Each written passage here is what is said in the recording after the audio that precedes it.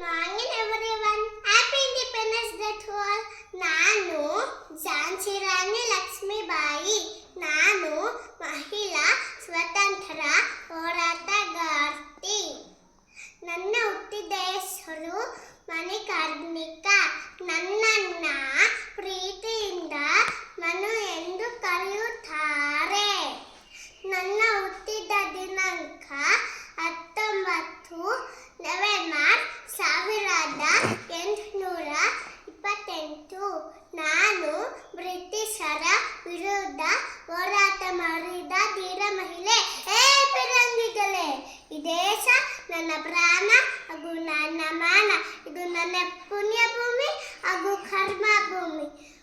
ಚಿಕ್ಕ ಮಕ್ಕಳಿಗೆ ಹಾಗೂ ಮಹಿಳೆಯರಿಗೆ ಹಿಂಸೆ ಕೊಡದೆ ಈ ದೇಶವನ್ನು ಬಿಟ್ಟು ತೊಲಗಿ. ಇಲ್ಲಾಂದರೆ ಈ ಝಾನ್ಸಿ ರಾಣಿಯ ವಿರುದ್ಧವ ತರ ಕಾಣುವಿರಿ.